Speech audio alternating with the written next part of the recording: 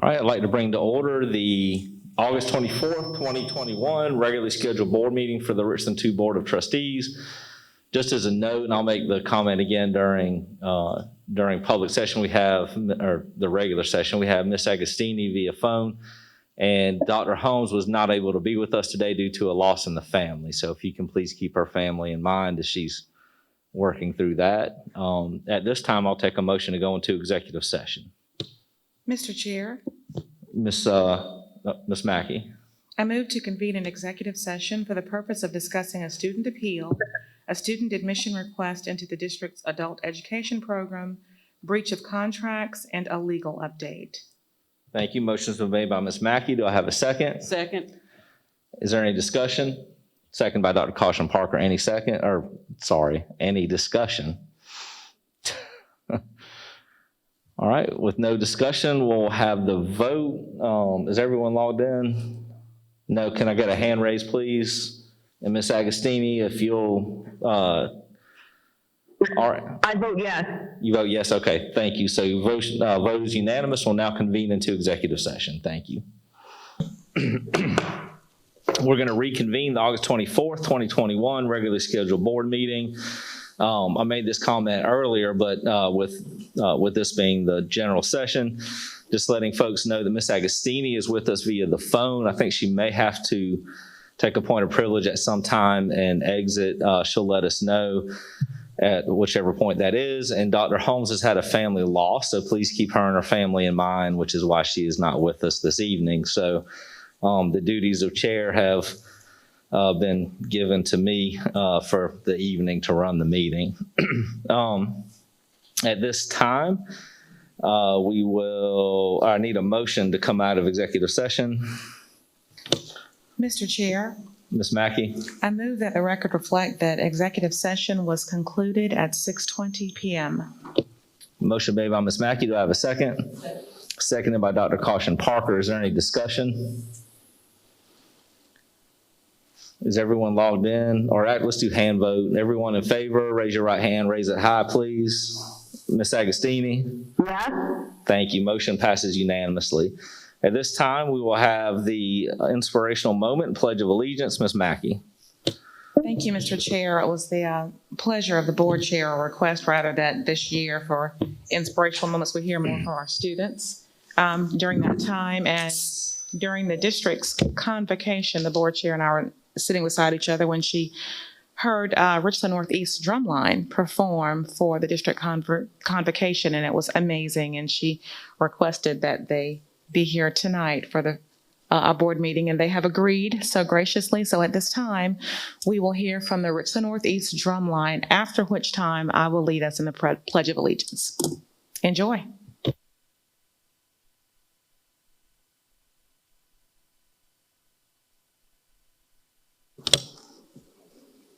Good evening to our Richland 2 School Board, Dr. Davis, and the entire Richland District 2 family. I am Mark Sims, the proud principal of the Richland Northeast High School.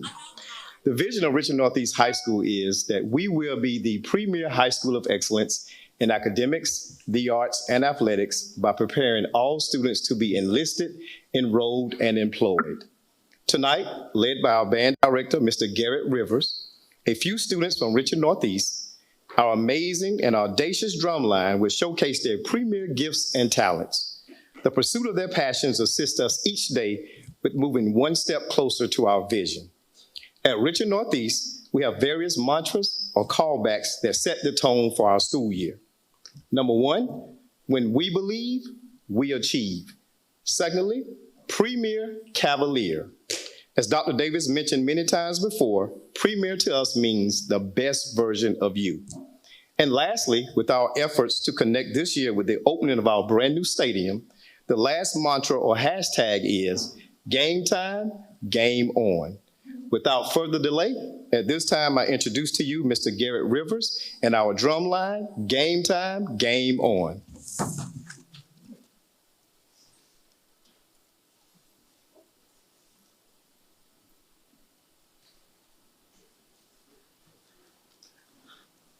Good evening, everyone. Thank you, Mr. Sims and School Board. Again, my name is Garrick Rivers, Director of Bands at Richland Northeast High School.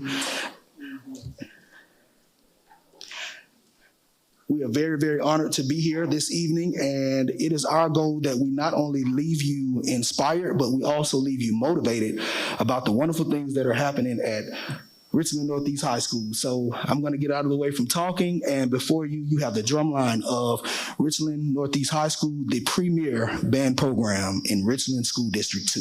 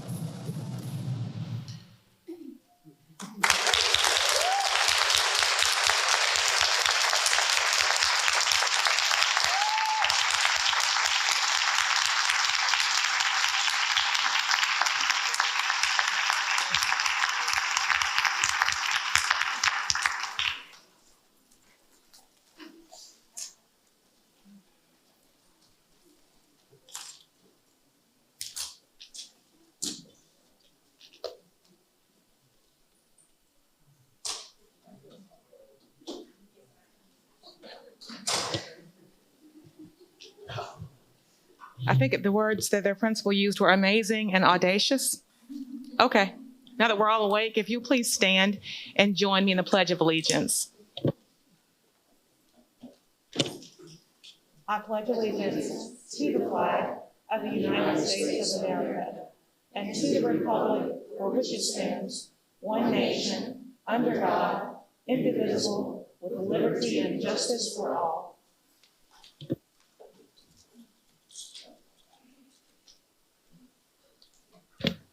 All right, Miss Mackey, that's my new #1 favorite. I actually feel hyped up for a board meeting. That's takes something to make that happen.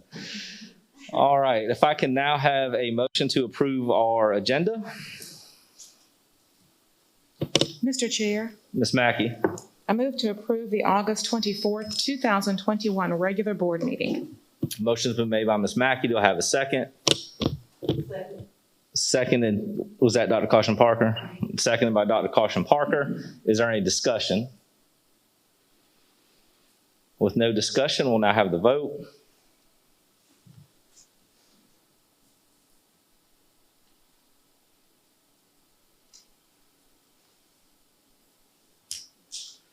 Motion passes 5 yes, 1 no.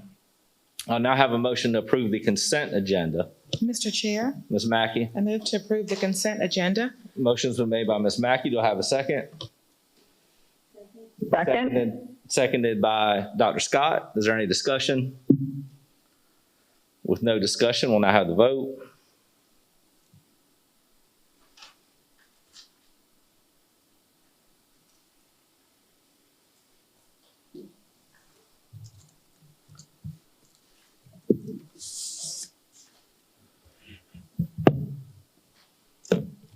Motion passes unanimously. We'll now go to our public participation, and I have 4 folks signed up. I'm going to start with Mr. Gary Ginn. If you'll please come forward. Please remember you have 3 minutes. This is video recorded, and we ask you not to mention any particular specific names. Thank you, Mr. Manning. Yes, sir. Thank you, Board. This is in reference to the mask deal, the big deal that's with masks in the school district right now. I propose that I give this to you when we get through.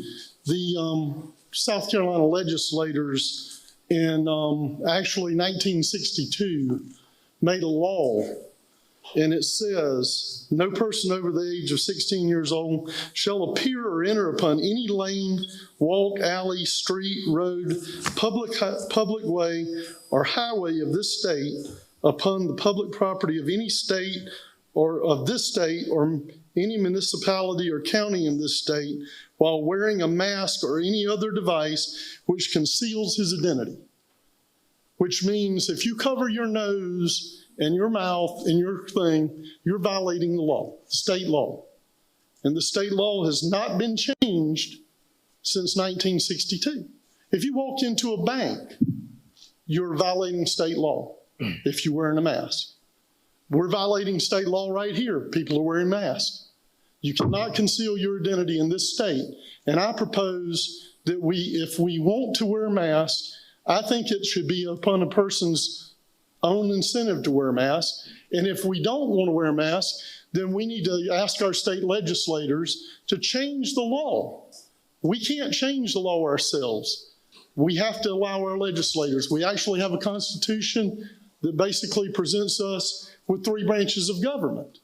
And Richland County School Board, Richland County Council, City of Columbia, they don't make laws in this state.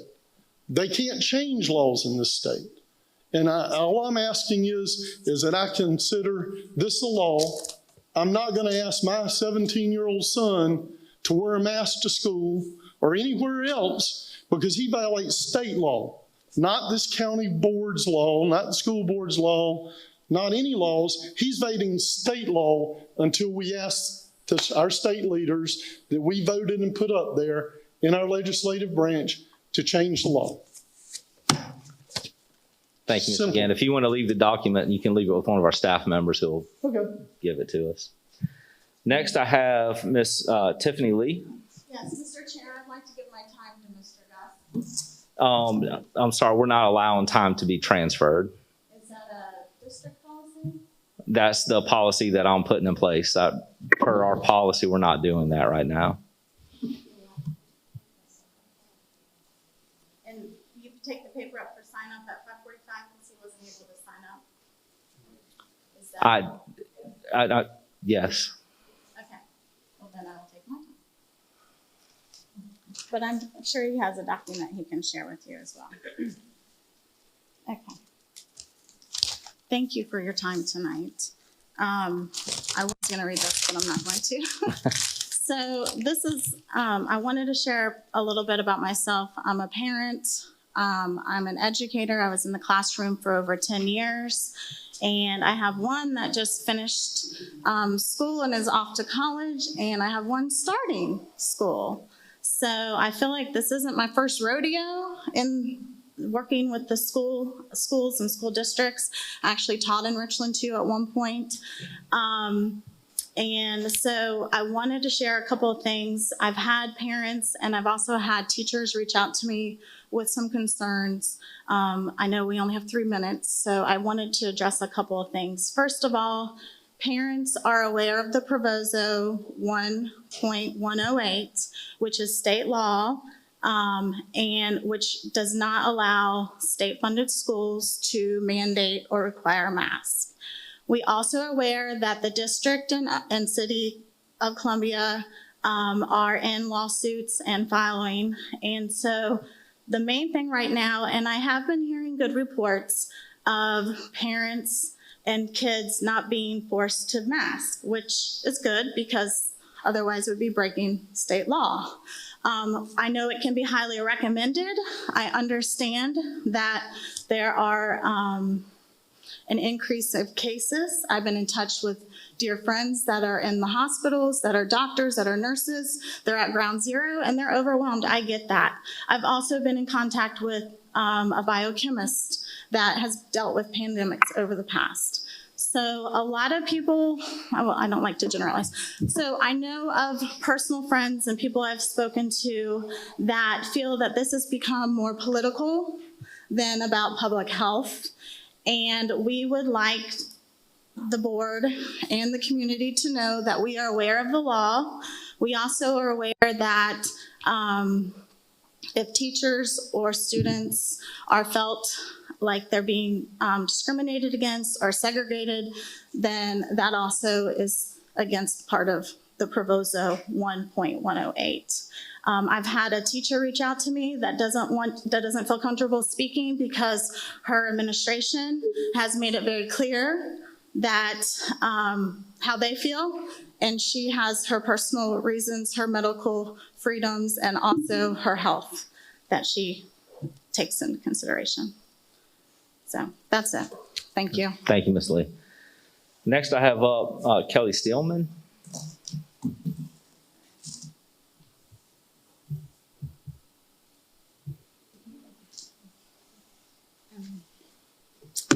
Thank you to the board and Dr. Davis. I just want to tell y'all that I have met some of you at my church, and I do pray for you by name, and I thank God for each one of you. I thank you. I know this is not an easy job. I know that you have a servant's heart and that you want to do the best that you can for us, and I'm truly grateful. But as you know, a lot of parents are talking about this issue. I'm texting constantly with people that I know. We are very concerned about the overreach of this particular issue by the school board. We feel like that it's up to the parents to determine how to protect our children. Every day we make decisions for our children, whether they should get in a car, drive a car, whatever it is. And we believe that that those rights are our rights, and we want to keep them safe, and that we should have a choice whether or not that they should be forced to wear a mask. And I just want to make the point that the things that I've seen and read, that masks they're not effective. The virus is teeny, I'm not going to get technical, but it's teeny tiny. It's going to get through your mask. It doesn't work. Just to me, I don't understand where the common sense of the whole thing is. It's not effective. In fact, the opposite seems to be true. I mean, we're constantly touching our face. People are putting the mask on tables that are not clean. You cannot prevent children from getting it dirty and filthy. So I'm really confused about that. But again, as you know, as you've heard from Mr. Ginn, I believe it's a legal issue that we're also dealing with the state law as well as the governor's proviso. And so we're just wondering why it's your legal jurisdiction to handle this particular issue. And finally, again, I just want to say that God has given us our children to watch over them, not for us to give them over to the government to tell them what they should do. And it's just hard to watch our country seem to go down a slippery slope of our freedoms slowly being eroded. And so as parents, we want to stand up for our rights that the Constitution gives us, which are God-given rights that we have. So we're just confused, and we're trying to figure out all of this just like you are.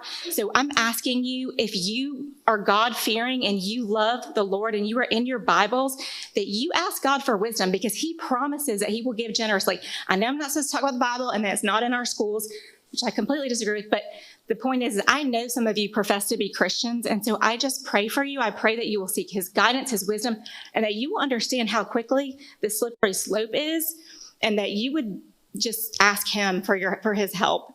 So I thank you for listening to me. I do pray for you. God bless each one of you. I know this isn't easy, and I know that it's about protection and safety, but there's a lot of different sides to this. So please pray to God. Thank you so much. Thank you. And I have Katie Lackbold.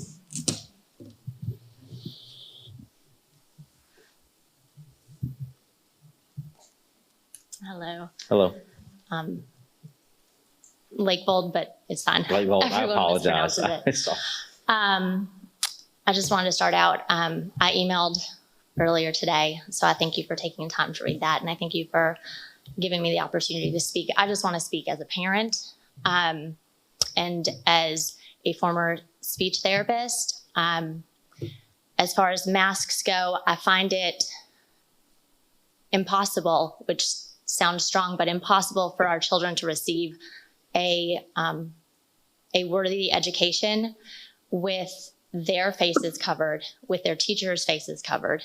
Having worked with children with speech and language differences, I know firsthand how important it is to have your facial cues, to have those speech cues, to be able to understand. I was at parent orientation with my daughter a couple weeks ago, and we were talking to just a neighbor within arm's length. The neighbor had a mask, which great, fine. And my daughter looked at her partway through, and she said, the woman directed a question to her, and she said, "I need you to repeat yourself." And up until that point, I had thought that masks were ineffective, and that was my stance. But now it went into what is going to happen to her education. My child is learning to read. She is learning foundational skills. And I firmly believe that with her face covered, with her teacher's face covered, she is not going to understand her teacher correctly.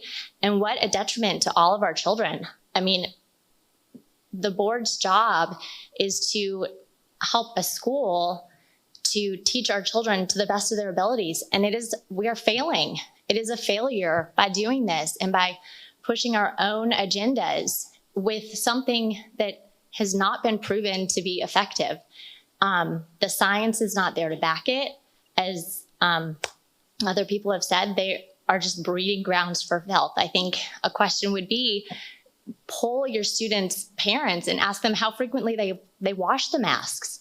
Because if they're not washing them every single day, which I would almost guarantee they're not, then we're just harboring more illness and sickness and dirt and grime. So I thank you for your time. I wish that you would hear all of our hearts. It's not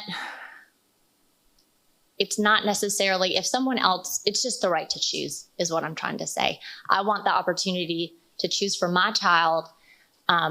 You choose for your child. And if we could all just be fine with each other choosing.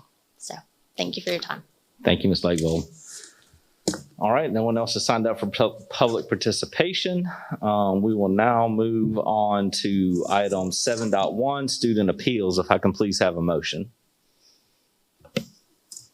Mr. Chair, Dr. Caution Parker. I move that we grant the appeal and place a student at Blythewood Academy.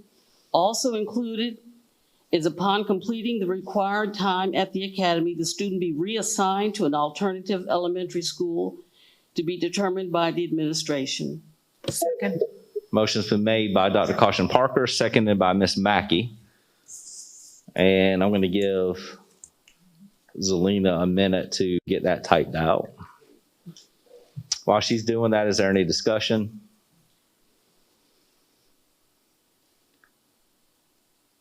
All right, we will hold on for Zelina. Sorry, Zelina.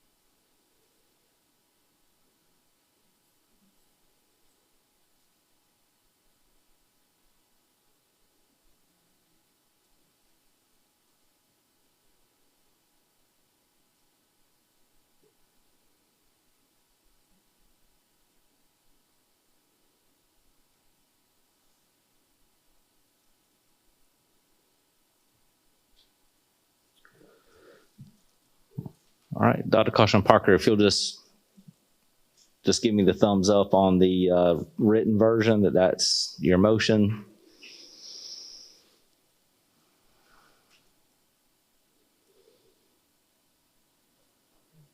Okay, thank you. With no discussion, we'll have the vote.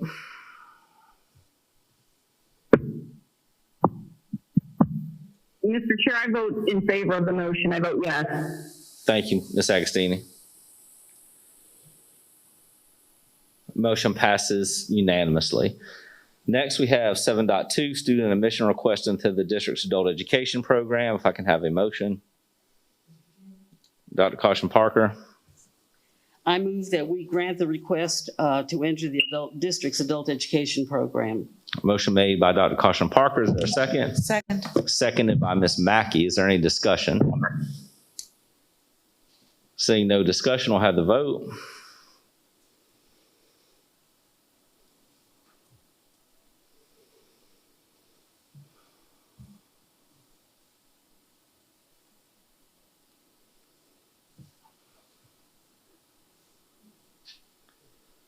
Motion passes unanimously. Next, I'll entertain a motion on 7.3, breach of contracts. Mr. Chair, Dr. Scott.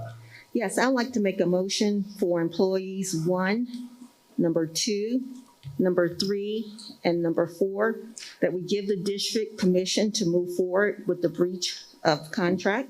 Motion made by Dr. Scott. Is there a second? Second? Second by, I'm sorry, who did I hear down on my right-hand side? Okay. Ms. McFadden, seconded by Ms. McFadden.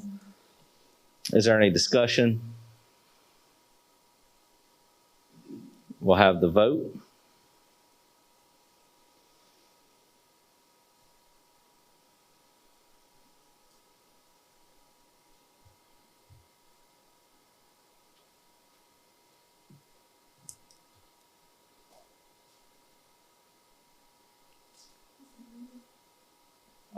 Ms. McFadden.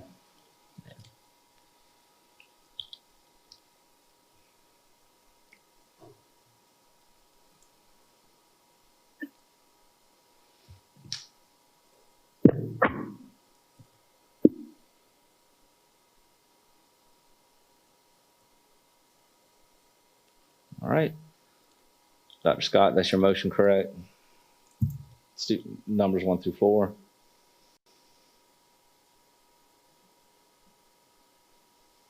That's correct.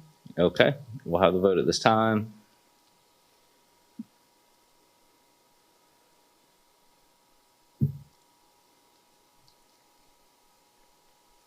Motion passes unanimously. Mr. Chair, Dr. Scott.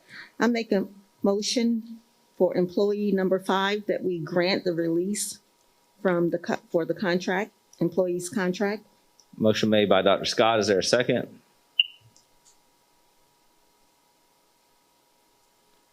Seeing no second, motion fails. If I can have another motion, please. Oh, Mr. Chair, Ms. Agostini? I didn't hear I didn't hear it clearly. I was going to ask for a repeat of the motion. Unfortunately, I've already moved on from the failure of the second.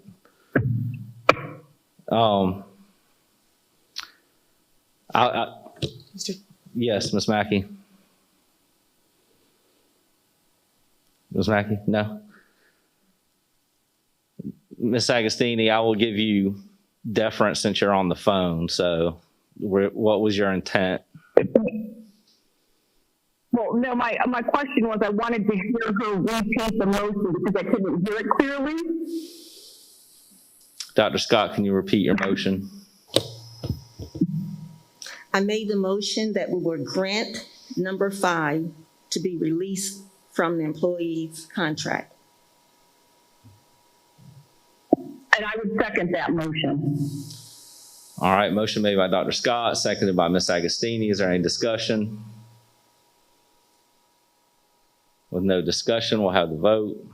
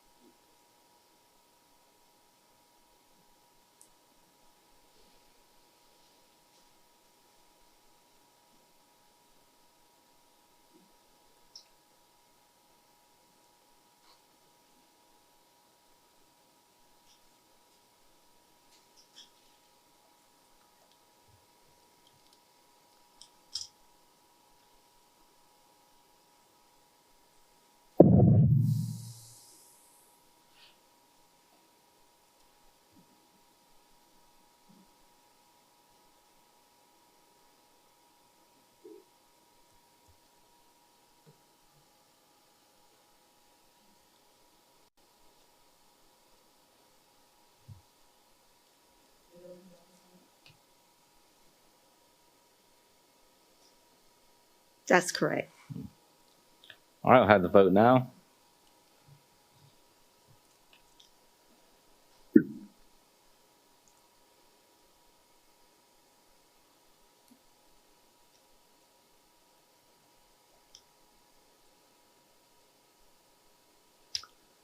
Motion fails, 2 yes, 3 no, and 1 abstention. Mr. Chair, Dr. Scott?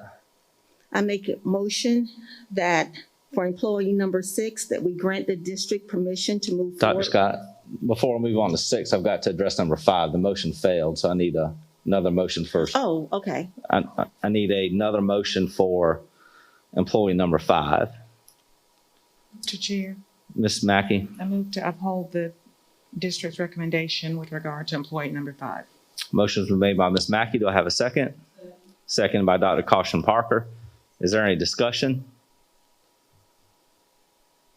All right, with no discussion, once we have the motion, we'll take the vote. The motion on the screen.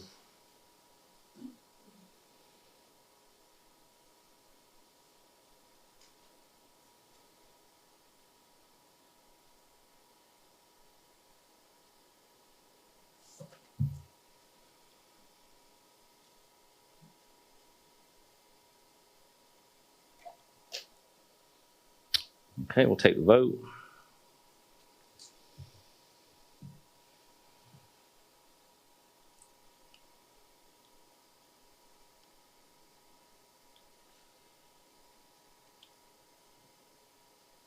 Motion passes 3 yes, 2 no, and 1 abstention. All right, employee number 6, Mr. Chair, Dr. Scott. I make a motion that we uphold the district's decision to move forward with employee number 6 for breach of contract. Motion's been made by Dr. Scott. Do I have a Mr. second? Chair, I'm sorry, Ms. I have a Agostino. point of order on the last vote. What is your point of order? My question would be, it didn't have a majority vote. It does 3 yes. Abstain. Okay. The motion passes with 3 yes. The abstention does not count towards, it's the yeses and the nos. An abstention means that you are not having your vote counted. Well, I understand that, but there are 6 people. There are 5 people present. There's 5 people Mr. present Mayor. and 3 voted yes, 2 no. The abstention does not count towards the vote count. So it is 3 yes, 2 no. There are actually 6 people participating voting, Oh, but 6, yeah. I'll take your word for it. You're right. It passes.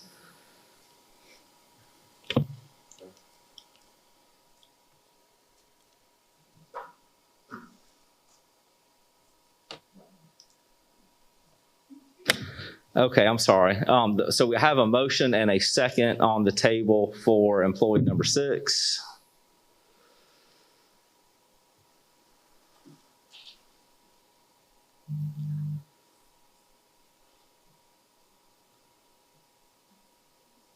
The second was, Ms. Mackey, didn't you second? I made the motion? No, Dr. Scott Oh, made yeah. the motion. No, I did not second it. Who? Mr. Chair, I didn't hear the motion. Mr. Chair, I think I made the motion, but then there was an interruption, so the No, it motion was- wasn't completed. No, personnel number 6. Dr. Scott made a motion, Yes. and I'm sorry, my memory apparently is failing me. I thought I had a second. Got you. Okay, so I got interrupted. Okay, thank you for getting me back on track here. So the motion that Dr. Scott made was to uphold the district's recommendation to make a formal complaint to the State Department of Education regarding employee number 6 who breached their contract. Do I have a second? Second by Ms. McFadden. Is there any discussion? All right. At this point, we will have the vote.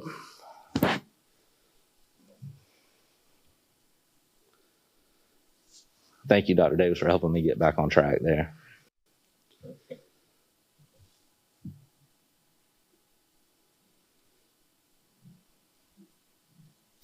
Now y'all understand why I need coffee. Motion passes 5 yes, 1 no. And I need a motion on employee number 7. Mr. Chair, Dr. Scott. I would like to make a motion that we grant the release of employee number 7 for breach of contract. Motion's made by Dr. Scott. Do I have a second? Second? Seconded by Ms. Agostini. Is there any discussion? With no discussion, we will have the vote once the motion's on the screen.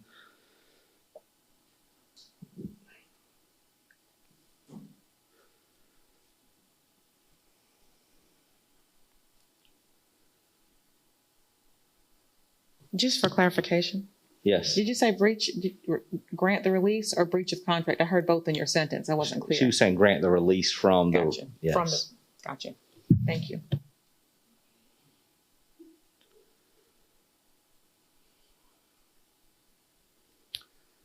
Motion, all right, motion's on the screen. If we'll take the vote now, please.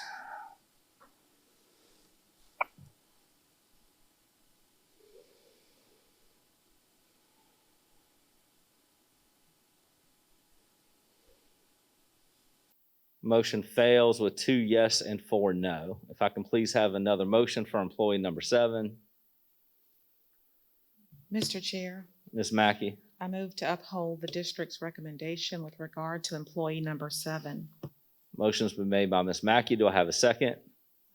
Second by Dr. Caution Parker. Is there any discussion? With no discussion, we'll have the vote again once the motion is on the screen.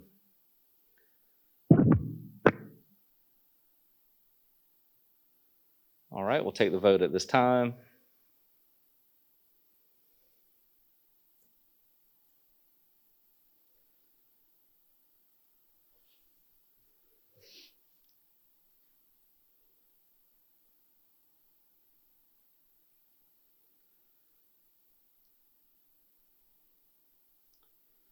Motion passes 4 yes, 2 no.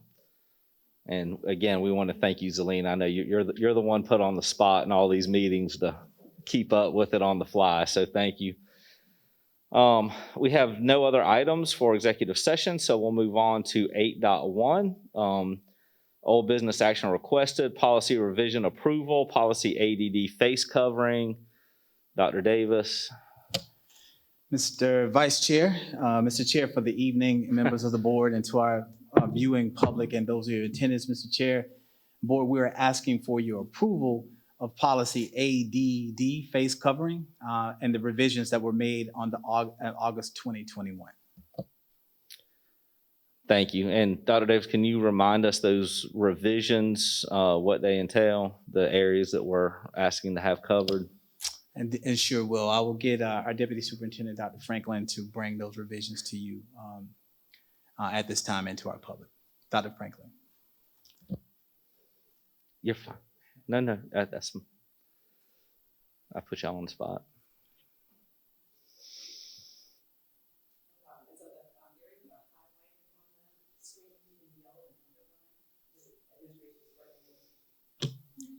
It's recommended that we insert those portions into the policy, the introductory statement at the top, as well as reinserting the accommodations section and additional considerations, as well as discipline. The health advisory section that's stricken through is now a part of the introductory of the proposed policy. And the mask enforcement would be for which areas? For the school bus, visitors, and healthcare areas in the designated healthcare areas in the school building. Thank you. All right, if I can please have a motion. Mr. Chair, Ms. Mackey. I move to approve policy ADD face covering. Motion's been made by Ms. Mackey. Do I have a second? Seconded by Dr. Caution Parker. Is there any discussion? Mr. Chair? Ms. Agostini? And Dr. Franklin did cover this, but this policy says that students and employees are encouraged to wear face coverings. So the specifics that she identified are the only places where it would be required. Any other place in our schools, it's encouraged. That is correct, Ms. Agostini, yes. Okay, and then also, just for clarification, coming out in South Carolina, we've heard from the General Assembly, we've heard from the governor, we've heard from the mayor, and now State Council. Who is the district looking to for guidance at this point in time in terms of wearing face mask covering? Dr. Davis? As many are aware, we now have referred our case to the South Carolina State Supreme Court, which we've asked them for an injunction against the proviso 1.108. And then if we are granted that injunction or a decision is made by the higher court, then we will make the decision when to implement face coverings in our school buildings for the protection of our students and our staff.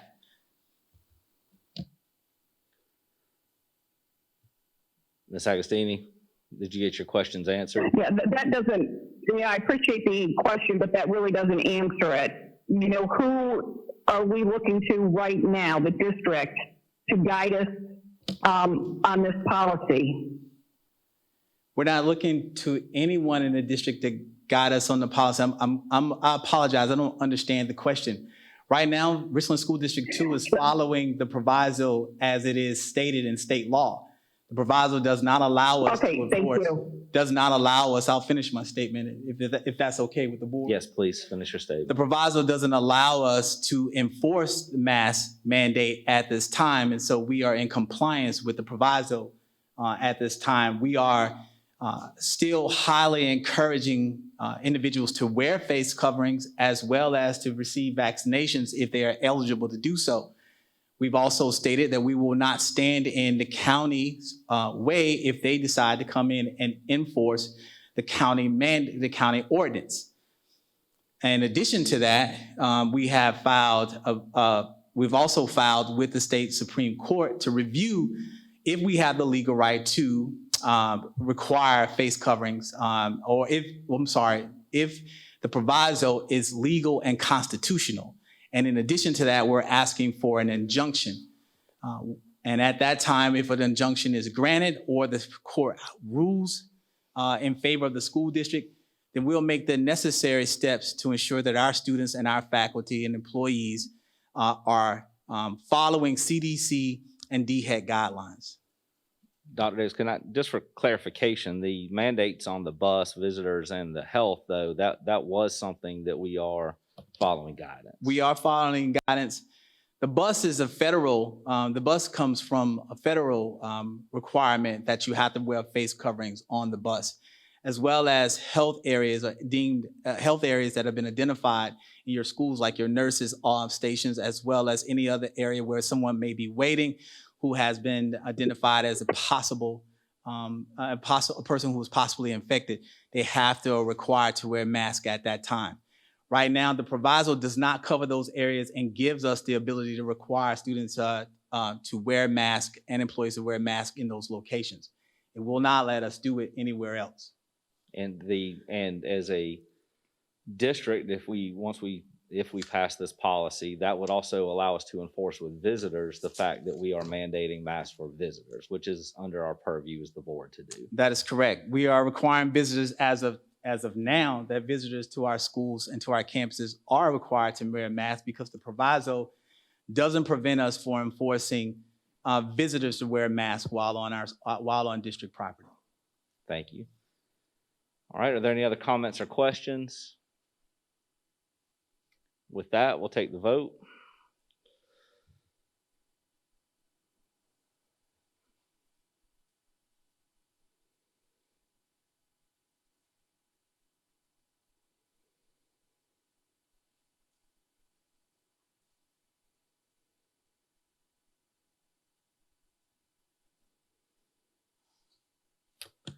Motion passes unanimously. Thank you very much. Next, we'll move on. Mr. Chair, Ms. Agostini? I'm going to take my point of privilege now and exit the meeting. Okay, thank you very much, Ms. Agostini. Good luck with the work you're working on. Thank you. Yep. All right, number 9, new business, no action requested. Dr. Davis will report superintendent's highlights. Thank you, Mr. Chair. And Mr. Chairs and members of the board, tonight I will begin my highlights with information about the new school year and health and safety protocols. We kicked off the 21-22 school year last week, and we are working to keep everyone as safe as possible. The health and safety protocols being implemented by our district focuses on keeping our students and employees safe and our schools open so that our students can receive the highest quality education for face-to-face instruction. We believe masks keep our students and employees safe by reducing the spread of COVID-19. The U.S. Centers for Disease and Control and Prevention, the American Academy of Pediatrics, and DHEC recommend universal masking when indoors at schools and even if you are fully vaccinated. DHEC recently posted 2 documents to their websites that explain in great detail the evidence for mask use and the science on mask use in schools. You can access these reports on our district's website at richland2.org/COVID. Last week, Richland County Council passed an emergency ordinance requiring the wearing of face masks in public and private school buildings to slow the spread of COVID-19. While the district will not interfere with the county's ability to enforce their ordinance, our employees still do not have the ability to require mask use in our schools due to Appropriations Budget Proviso 1.108. Following a special call board meeting on August the 16th, district leaders responded with a great sense of urgency to put into action the desire of the Richland 2 Board of Trustees to seek legal relief from this state law. Attorney Carl Solomon with the Solomon Law Group and Attorney Skylar Hutto with the Williams & Williams Attorneys at Law, acting on the district's behalf, filed a motion with the South Carolina Supreme Court. We are hopeful that the state Supreme Court will grant our request for declaration and injunction relief from Proviso 1.108, enabling our district to fulfill our most important obligation to our families, providing a safe and healthy learning environment for all students. Just this afternoon, we received notification that the South Carolina Supreme Court will hear our case. Our oral arguments are scheduled for next Tuesday, August the 31st at 11 a.m. Before I move on to the highlights, highlighting some awards, I want to spend a moment talking about another important health and safety topic, the COVID-19 vaccine. While our school and district employees are doing all we can to implement important health and safety protocols, we need the community's help. If you are eligible for the COVID-19 vaccine but have not taken this important step, now is the time to roll up your sleeve and get the shot. Yesterday, August the 23rd, the U.S. Food and Drug Administration, the FDA, issued full approval of the Pfizer COVID-19 vaccine for those ages 16 and older. The full approval from the FDA further indicates how safe and effective the vaccines are at preventing several illnesses from COVID-19.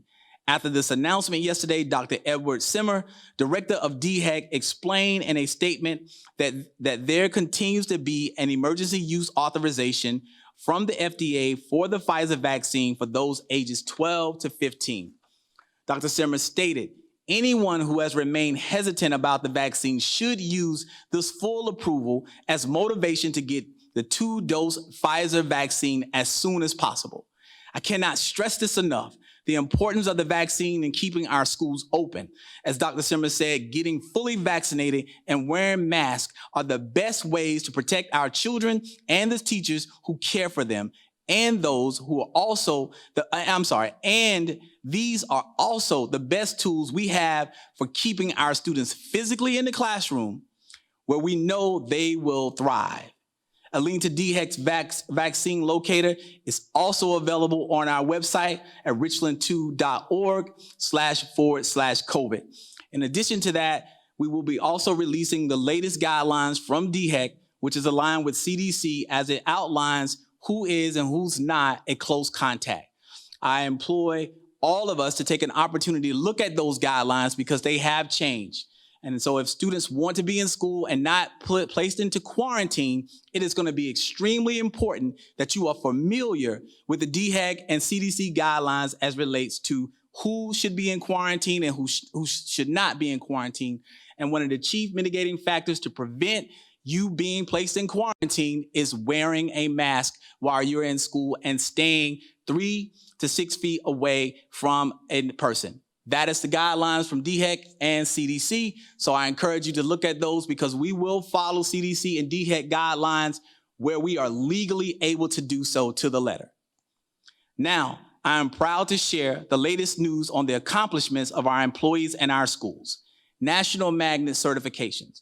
Richland 2 has 25 nationally certified magnet programs at 16 schools.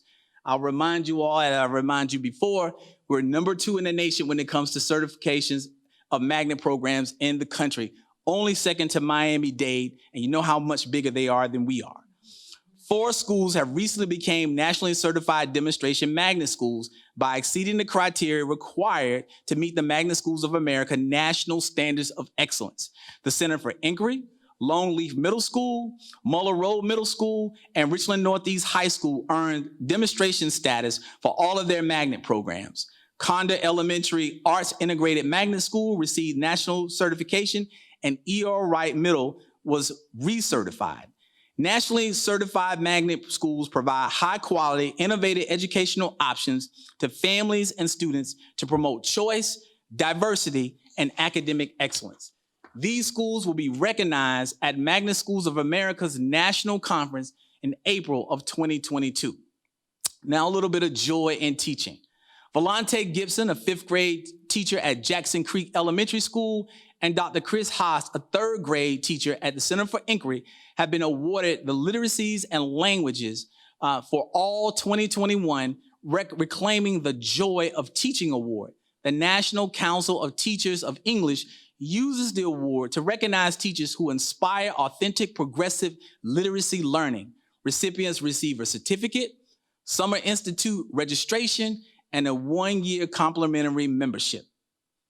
Nicholas Jones is the 2021 recipient of the William Dahlgren Teacher of Excellence Award from the Society for Advancement of Materials and Process Engineering Foundation. Mr. Jones teaches at the R2 Student Innovation Center. The award recognizes outstanding K-12 teachers for inspiring students in math, science, and engineering fields and comes with a $500 prize.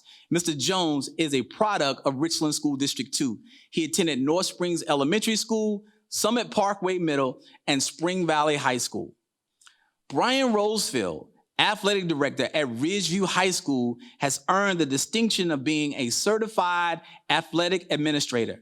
According to the National Interscholastic Athletic Administrators Association, Mr. Rosefield has demonstrated the highest level of knowledge and expertise in the field of interscholastic athletic administration.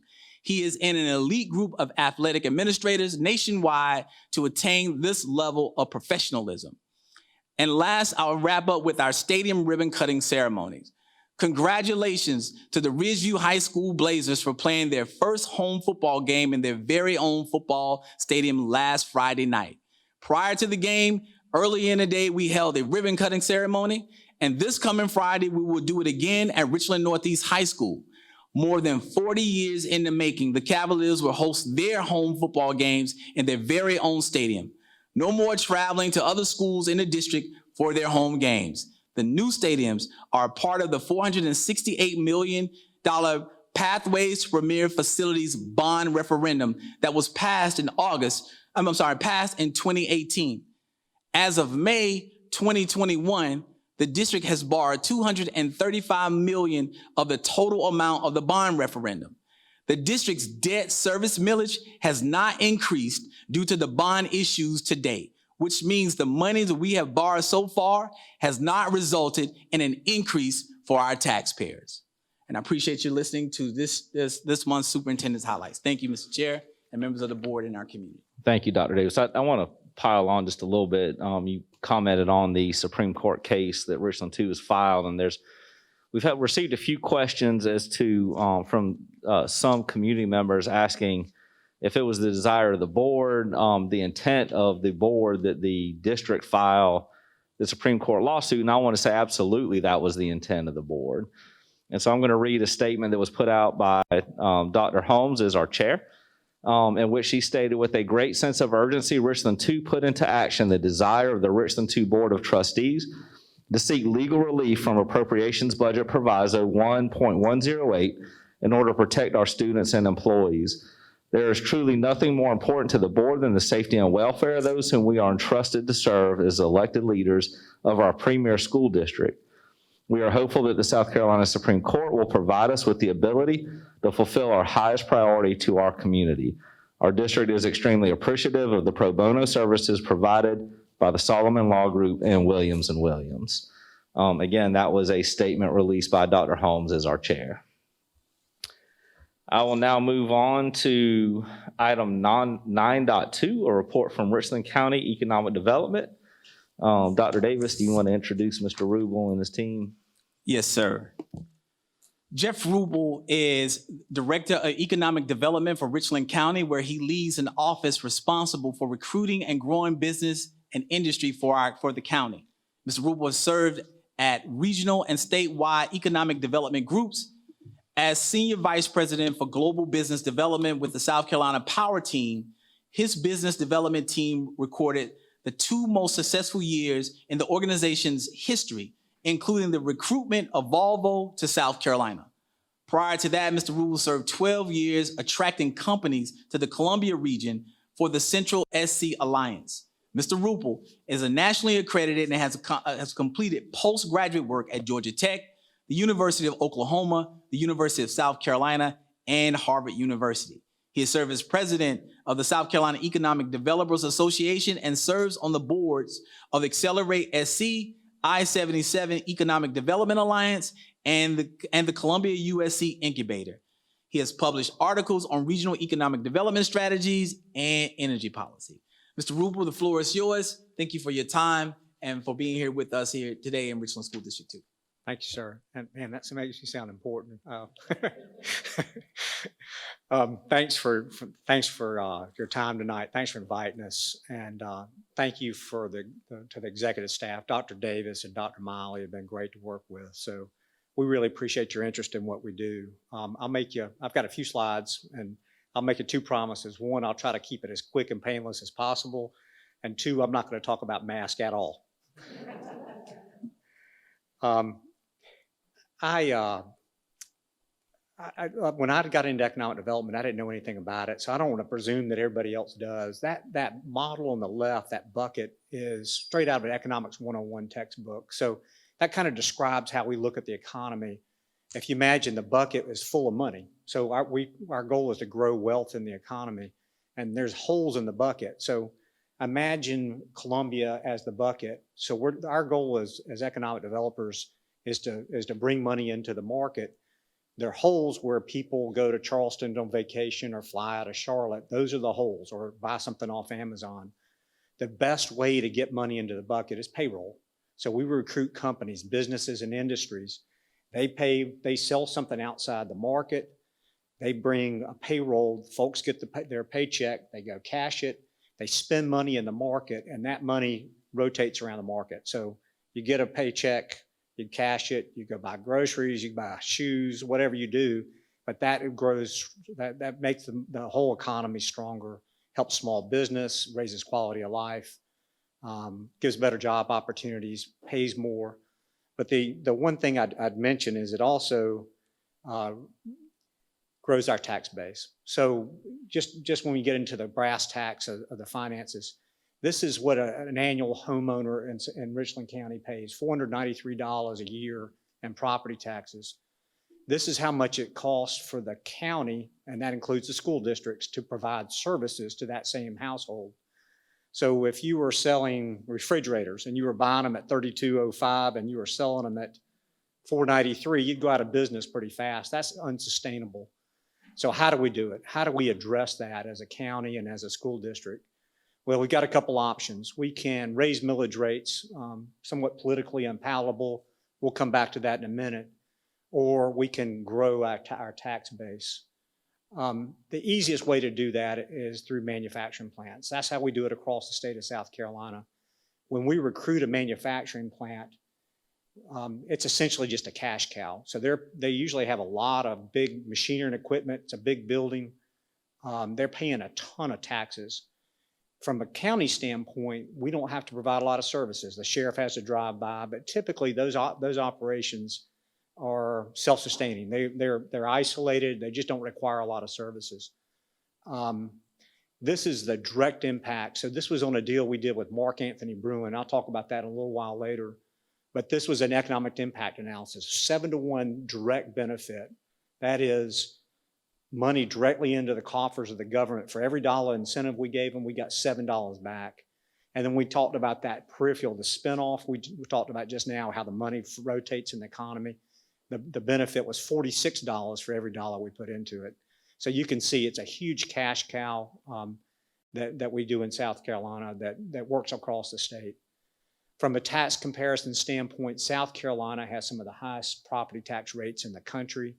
Richland County has some of the highest property tax rates in the state of South Carolina. And Richland, too, has the highest property taxes in the county. So, you look at retail, Walmart, a restaurant, they're looking at houses. They're going to locate wherever they have to go. Location, location, location. They're going to find you. Industry is mobile. So those companies can go anywhere they want to. They can jump the line, they can go to Georgia. They're going to go wherever they can make the most money. And if they're paying a lot of taxes, that means they're not making a lot of money. So it makes it difficult for us to recruit into Richland too, unless we have tools.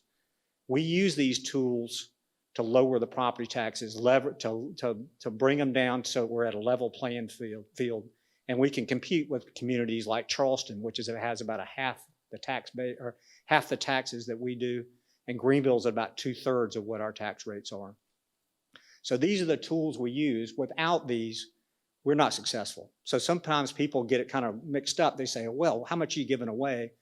It's not how much we're giving away, it's how much we're taking in. So even if we gave a big hefty tax break, we're still bringing in the same amount that Charleston or Greenville would be. The downside of this is twofold. One, small businesses, we can't help them, a lot of them, with these tax incentives. These are generally driven by a large capital investment and a lot of jobs. So your local coffee shop that you go to, if it's locally run, or a restaurant you go to for lunch, they're paying those highest property tax rates in the country, or some of them. So it makes it very difficult for those small businesses to survive. The second group that really takes the brunt of it is renters. So if you own your own home, you're getting the property tax exemption, the Homestead Exemption. I guess as a state, our residential homeowners pay some of the least property taxes of anybody in the country, the least tax burden. Renters don't get that benefit. So they are paying proportionately a lot higher. So if you know somebody that has kids and are living in an apartment, they're bearing the full brunt of those high property taxes. Let me talk a little bit about our program. When I do this, let me go ahead and make a quick introduction. Tiffany Harrison's behind me, proud graduate of Richland Northeast High School. She's our deputy director. We'll talk about that a little bit more and all the things she's doing. But in 2009, we did a strategic plan at the county level and said, we wonder if we need to start our own program. They did that strategic plan. They came back and said, you're the last county of your size across the Southeast, North Carolina, Georgia, Tennessee, without its own program. We established that program. We have since kind of built a track record. What you see is a repeat, kind of rinse and repeat of, we buy property, we sell it, we bring in big tax base, and we go out and we buy more property. The big plants, like the $400 million Jushi plant, was a direct result of the county investing in itself. Again, in 2019, that was kind of a big one. I'll talk about that in a minute, but we are investing in Richland 2 School District. We are your salespeople. 80% of the tax base, 75 to 80% of it, goes straight to the school district. So a lot of what we're doing directly benefits you guys. We're on the team. As we talk about that, what are we doing as a team to grow our tax base? So this is an industrial site on I-77 at Highway 21. The county bought it back in the 2000s. We went out, Ms. Harrison got a grant for it. We graded it. We're going to build a building there. We're going to sell it. We're going to make money off of it. Same's true here. We bought 102 acres in 2016. We landed a $95 million project on it in the first year. We now are working on a contract to build 3 more buildings on it. Again, growing that tax base, helping you guys pay for all these students. And this is the big one. In 2019, we quietly bought almost 1,400 acres of property between Blythewood Road, stretching all the way down to the Highway 21 interchange, so about a mile of frontage. It's probably the largest purchase by a government in the history of South Carolina of a big industrial site. What we hope to do is recruit pharmaceutical, biotech, electronics companies, higher tech companies to this park. We project that'll be a growth over the next decade or 2. So this is a long-term plan to address high taxes. This is our way of helping you guys pay for new schools. This is, if you live in Blythewood, this is what we shared with the citizens of Blythewood. This is what we hope to develop there, a high-end Class A industrial park. I think some of the folks in Blythewood kind of had this image of Williams-Brice Stadium and that old industrial park over there. We kept saying, that's your grandfather's industrial park. This will be a technology park. One of the things we've done over the last, couple of years, you ever bite off more than you can chew? I almost feel like we bit off more than we could chew here. If you look at Columbia, we have a preponderance of large white-collar operations, whether it's Blue Cross, Aflac, Colonial Life, a lot of tech companies. In fact, here in Columbia, we have more tech workers than anywhere in the state of South Carolina. We started asking ourselves, what's going on? What's the future? How do we plan for the future of Columbia's economy?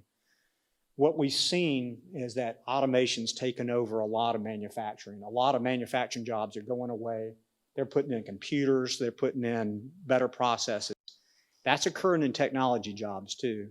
You don't have to look very far to look at big rooms at Blue Cross and Blue Shield and think 5 years from now, will they need 500 workers to do this, or can they automate and make things more efficient and only do it with 100 people? We see that across the board. Every project we see, they're overachieving in investment and they're underachieving with jobs. So what do? We plan for the future. I'll give you an example of the types of things we're doing. We're trying to line up the university with, and not just the University of South Carolina, but all the institutions of higher education with the needs of new companies coming in. Just to give you an example, I mentioned Mark Anthony Brewing. They're building the largest brewery built in the U.S. in at least the last 25 years here in Columbia. They're getting ready to put that out. I guess they'll start production this month. If you've never heard of Mark Anthony Brewing, we never had either. They make a product called White Claw. If you've ever seen that in the grocery store, it's one of the top sellers in the beer industry. They had trouble with the permitting. Essentially, when the permitters look at a big building, they say, okay, you have to have a bathroom for every so many square feet. You have to have a certain amount of travel distance between an exit sign. And that's just the way the permit guys all work. They have these guidelines. What the company came back and said was, we had this huge space, but nobody's going to work there. And they said, what do you mean nobody's going to be in, 1,000 square feet, or I'm sorry, 10,000 or 1 million square feet? And they said, the issue is that we've automated that. It's all robots now. So all the forklifts work on robots all day long. And nobody goes in the building. And when the robot winds down and needs to be recharged, it goes and recharges itself, and then it goes back out on the floor. And it even loads the trucks now. The point I'm making is that you're not training students to drive forklifts anymore. You're training them to program the forklifts. So the demands of industry are changing dramatically right before our eyes. And that really puts a strain on school districts such as yours. How do we keep up? So this is part of this plan, is to try to help us do that. We had 87 initiatives. We boiled it down to about 6 or 7. This is one of the more interesting ones. One of the things we did, we discovered some data, and we said the data suggested that we're not starting enough companies here in Columbia compared to our peers. And we said, how do we do that? How do we fix it? So we did a RFP like any community would, and we sent it out to these big corporations, and they all came back. They wanted a couple $100,000, $250,000 to come in and fix our problem for us. And somebody said, you need to talk to this guy. So we talked to Chris Hively, and he said, I didn't respond to your RFP because you guys don't know what the hell you're doing. And we said, that's our guy. Chris is an interesting guy. He went to grad school here at Carolina. He got a master's in GIS back in the 80s. He started a small company, MapQuest, and he sold it for $1.2 billion. So he's privately wealthy. He has an interest in Columbia. He said, I'm a Gamecock. I want to come back and I want to help the community. So we brought him back on for a yearly basis to help us reinvent the entrepreneurial ecosystem here. And it's been thrilling to kind of watch it. I think if we realize this, it could have a huge impact across the board, not just for tech guys at USC, but across the board in our population. What we see is there's a certain percentage that naturally of people that want to go start companies, and we just have to take the barriers out of that. So that's one of the things we're trying to work on. We're trying to reach out across the county again with everybody. So I promised I'd try to keep it short and sweet. We have ignored economic development in Columbia for years. We have relied on quality jobs at the state government level, at the University of South Carolina and Fort Jackson. We've relied on those big economic engines. And because of that, we suffered. So none of those big entities pay taxes. And you've seen that here in your school district probably more than anywhere else. You've had a huge influx of students, rising cost, and you haven't had the tax base to support it. We're trying to fix that. We think we've got a good program going. That was kind of the message tonight. We are thrilled to work with you. We glad to answer questions. Please feel free to call me if I can do anything following up from this meeting. The last thing I tell you is everything you're doing to prepare a professional, competent, educated workforce, that's the key. Every company that comes in, it's the first thing they ask about. So everything you're doing is essential to our success. Promise I keep it quick. I'd entertain any questions, or I can sit down and let you guys go. Board members, questions or comments? Ms. Mackey. Thank you for your presentation. Harry, he gave you a run for your money tonight, I tell you, with the economic stuff. I'm teasing about Dr. Miley. Yeah, I'm teasing. He's usually our economic guy.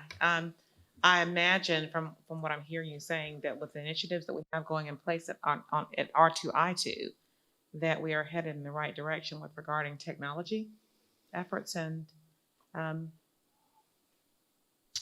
the curriculum here at R2I2 and teaching with global for innovative technology and that vein. I absolutely think it's the right direction. I think as we proceed, I think the more we can help line up industry with your needs. And some of those companies that we were surprised to see that they really weren't that engaged, some of the tech companies out there. So that's part of our job, is to bring them to you and help you get more, or your students get more engaged with them. Other board members? Jeff, I want to comment on the slide. You had the bar chart, and we talked about Richland too, with the highest millage rate, highest tax. And I think that's specifically towards business, second homes, property that the schools affect, not home property taxes, correct? That we don't affect? No, that would be commercial industrial. Commercial industrial, Yes, sir. right, private property, cars, planes, boats, things like that. And in that side, what's interesting is you see Lexington 1 is right behind us. And I think the comment that I want to make to the public, because school finance is complex, right? I mean, we like to simplify it, but it is very complex with the sources of revenue and the impact of 388, which you talked about, the homestead relief. So the problem that we have is fast-growing districts. Richland 2 has typically been one of the fastest. Lexington 1 is now catching up.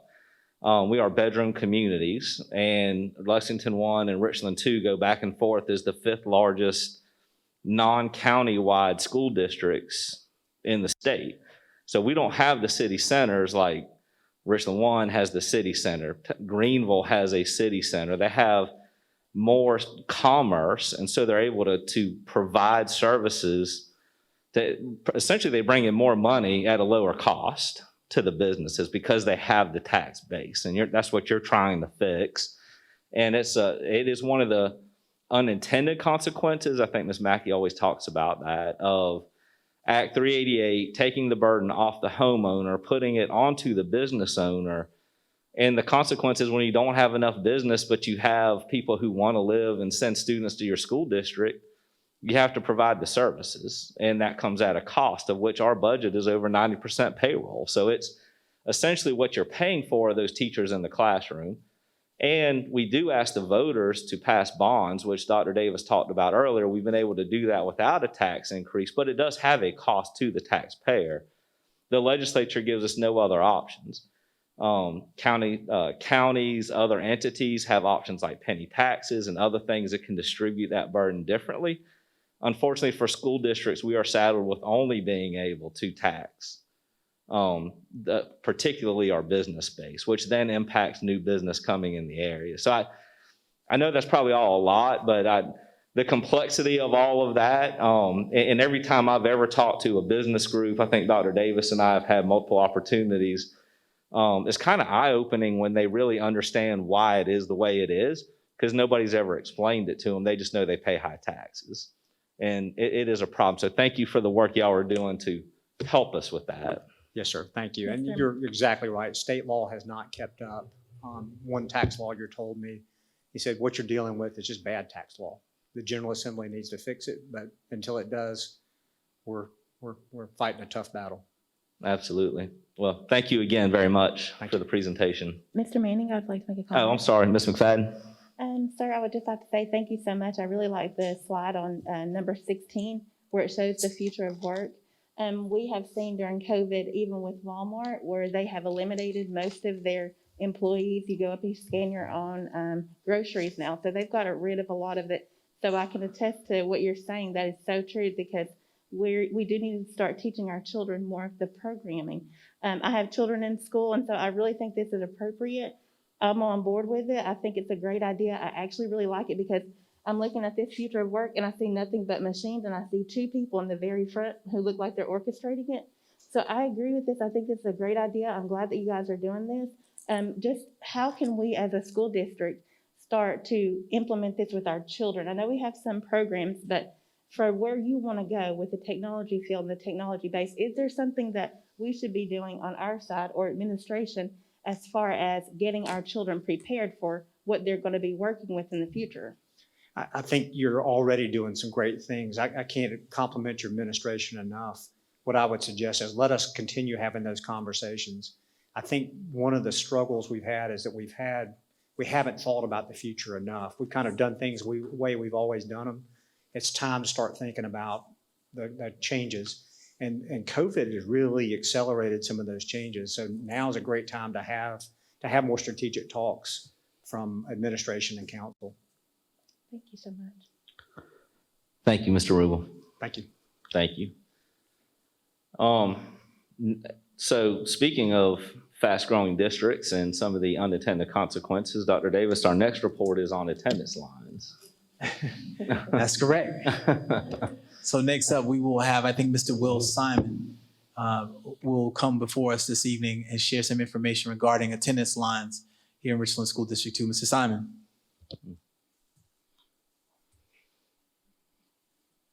So I'll be quick as well. Thank you.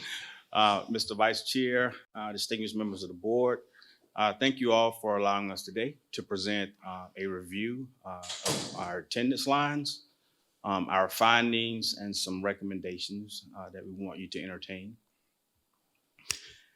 As Mr. Rubel said, and as our district continues to grow, we continue to monitor our enrollment within and across all of our school attendance zones routinely in efforts to keep our schools balanced from a resources standpoint and an operations standpoint. So the recommendations that we're going to make today, we're seeking to resolve some matters that we've identified in our latest review of our attendance lines. The specific purpose of this review is first to address the overcrowding in the Bethel-Hanbury Elementary attendance zone and provide adequate capacity to support long-term enrollment and growth. Bethel-Hanbury is currently operating at 121 students over capacity, and they've been closed to choice for over 5 years. Second, We see opportunities at the Lake Carolina upper and lower campuses to receive more students. Later in the presentation, we're going to look at a snapshot of the Lake Carolina attendance zone so that you can see our rationale behind our decision making. Next, we want to balance enrollment across multiple schools to accommodate for residential growth and population shifts.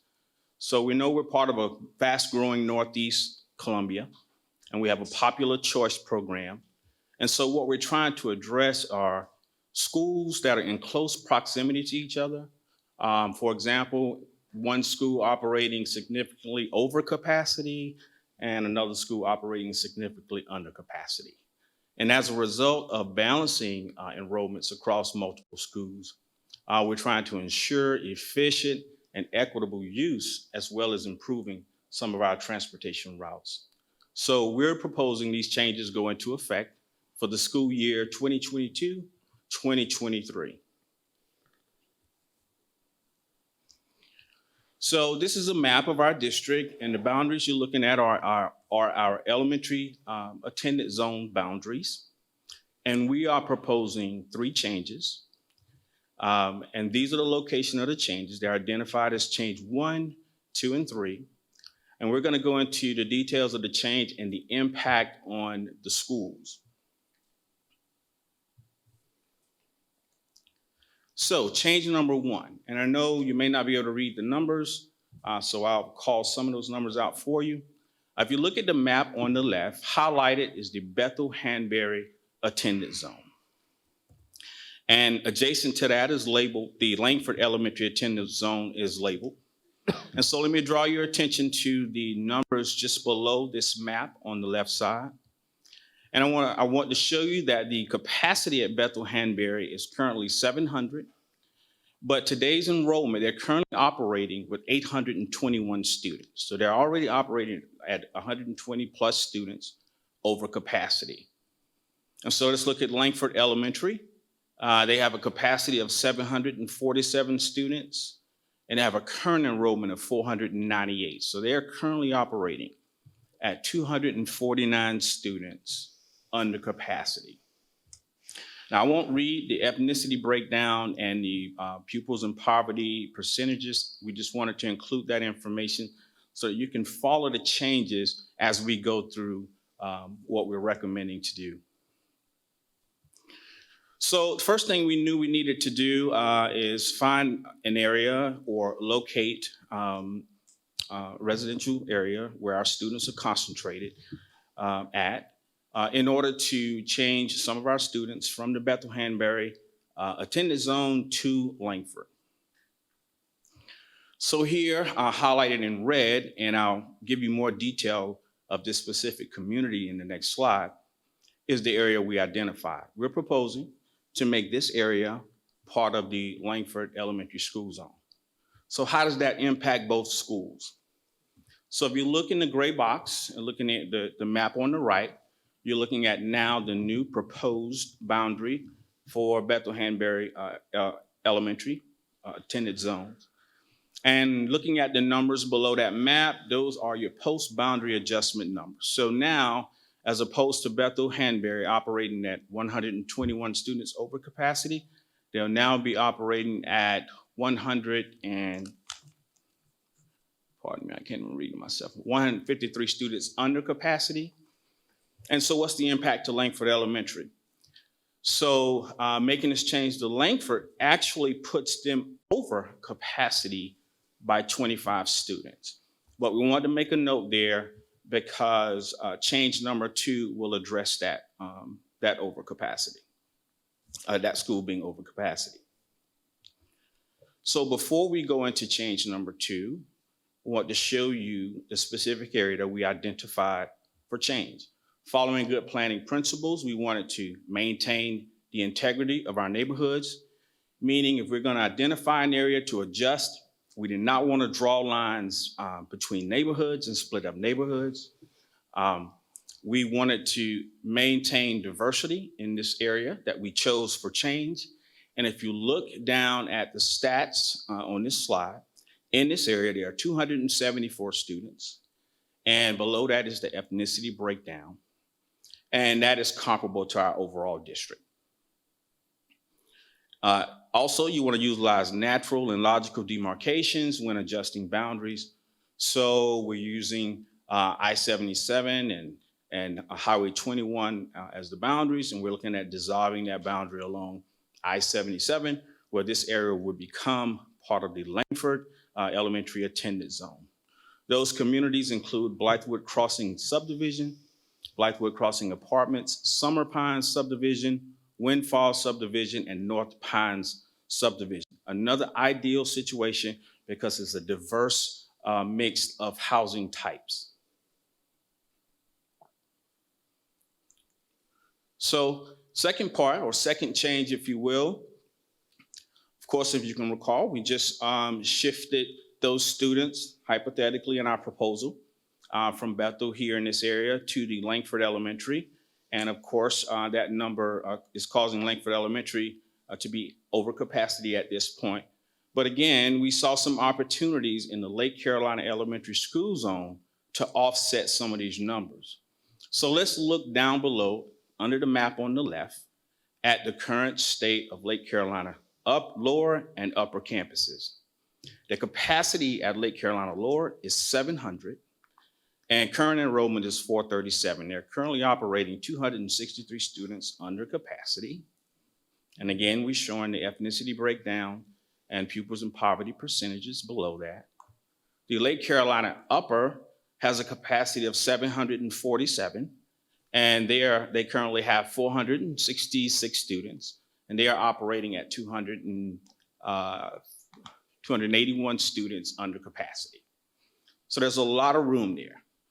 One other thing I will share with you about the Lake Carolina Elementary attendance zone as well is there's not a lot of areas left to be developed.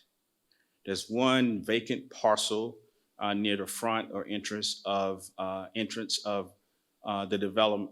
The development, it's a 39-acre tract, and I think it's zoned multifamily. But that's really it.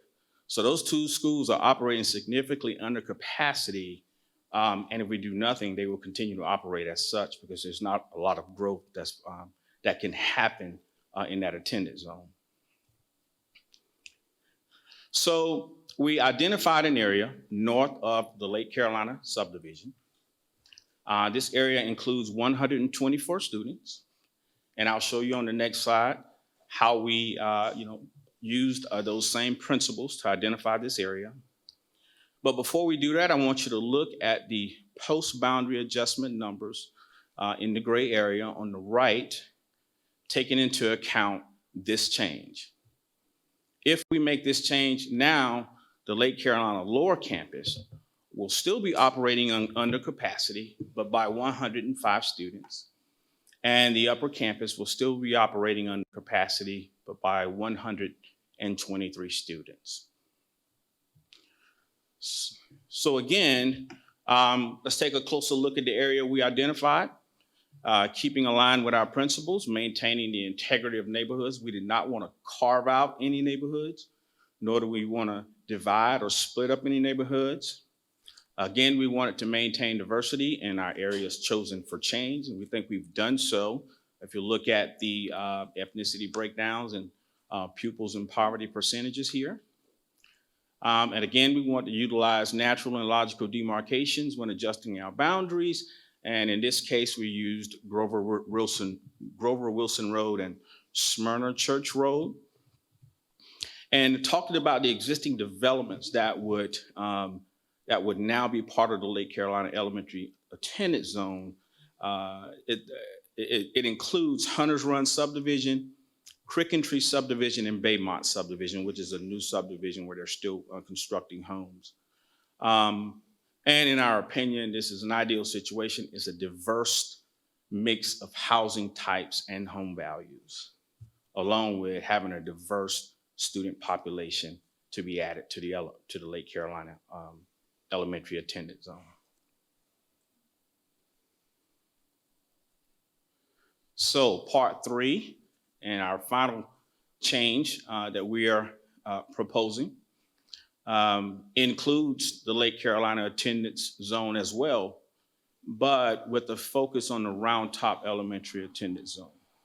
So I want to draw your attention to the map on the left, that center piece there, that orange or brown beige piece, however it looks to you, is the Round Top Elementary School Zone. And I want you to take a look at the stats below it. In its current state, the school capacity is 662 and the enrollment is 654. There are only 8 students under capacity at this point, and based off projections, they grow about 18 to 20 students a year. Also, next I want you to look at the blue stars that I have on the map. Those blue stars is new development. Homes that are under construction now. Now we have pending registrations. We don't have students registered yet, but those homes are under development now. The star on the north end there at Hardscrabble and Reimer Pond, they have about 15 or 20 homes that are already constructed.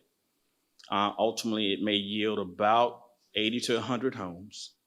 And the star south of that, along Hardscrabble, is called the Falls Subdivision. Many of you probably passed there and you see those homes going up really, really fast. They probably have about 30 homes that are either finished or under construction. And that development will ultimately yield about, over time, 300 homes.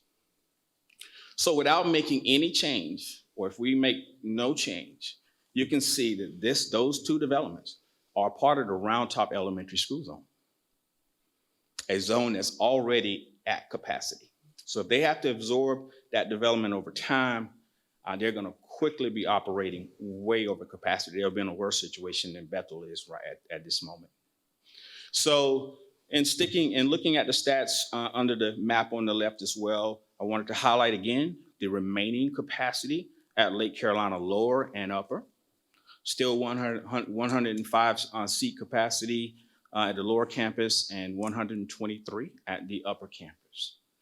So we're proposing to take this area and actually make it part of the Lake Carolina Elementary attendance zone as well. And so now, what's the impact to all 3 schools with these changes? So Round Top, there's not gonna be any real impact. And the reason being, and I'm gonna go in detail about this particular parcel or area of development on my next slide, is because it's new development. They've just started it. So there are no students to transfer from or to right now. So that's why the numbers are the same for the Round Top Elementary, and actually Lake Carolina Lower and Upper. But it's an ideal situation for us because there's room to grow once parents start buying these homes and moving into this area. So again, giving you a snapshot of the area under consideration for change, not splitting up any neighborhoods. And this is an old aerial. You don't actually see some of the homes that are constructed yet. Of course, we don't have stats to look at the diversity. There's 6 students right now in that middle area, but those students are choosing elsewhere. So we think this is an ideal situation, not only from a standpoint of the numbers, but this being a vacant piece of property pretty much, or under development, being proactive about the plans for it. So looking at the summary of all of the changes and the impact to our schools, after we make these changes, the impact to the 5 schools. The first column shows you our programming capacity for each of our schools.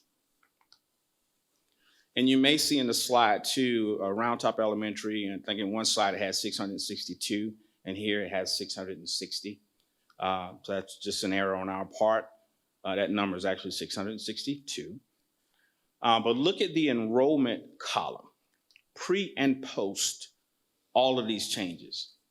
You can see Bethel-Hanbury goes from 821 immediately down to 547. Langford goes from 498 up to 648, still under capacity. The lower campus of Lake Carolina, they go up from 437 to 595, and the upper campus enrollment goes from 466 to 624. And of course, the Round Top Elementary enrollment stays the same, because remember that piece, that development area is vacant. There's nothing there yet. One thing before I move on, I just want to clarify with the Langford Elementary pre and post numbers. I want to make sure you know what numbers we are including. Remember, Langford is part of change 1 and part of change 2. So if you can remember, they are gaining 274 students potentially from the Bethlehem area attendance zone, but they're losing 124 of those students as we make that adjustment to the Lake Carolina Elementary zone. So that's a net of about 150 students, plus their current enrollment of 498, puts them at 648 students, if my math is correct. So let's look at the pupils in poverty status, pre and post. It's very important to the district. We didn't want to see any huge shifts. You can see the Bethlehem-Berry slightly goes down. For Langford, it goes down a little bit more than slightly. The lower campus, slight increase. Upper campus, a slight decrease in the percentages. And of course, again, Round Top stays the same. Now that final column here, which is really important, is the growth capacity. That's the remaining capacity left at these schools to absorb new residential growth. You can see we started with Bethel having 0 capacity. It will now put them at 22% capacity. That's high, but there's a lot of development that's being proposed in the area. Langford Elementary will go from having 34% capacity remaining to 14%. We wanted to make sure that Langford had something left because there is potential growth in the Langford Elementary School Zone as well. And if you look at your 2 Lake Carolina campuses, lower and upper, they go from 38% to 15% and 17% respectively remaining capacity, which is really important because remember, in that attendance zone, there was not a lot of room for any other growth.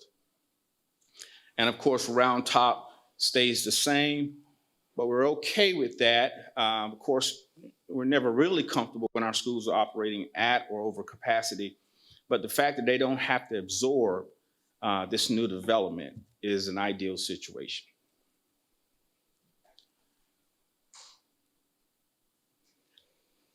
And I just want to say one thing before I leave this slide, and the reason why I highlighted the blue hash box, just want to reiterate, that's our current state there.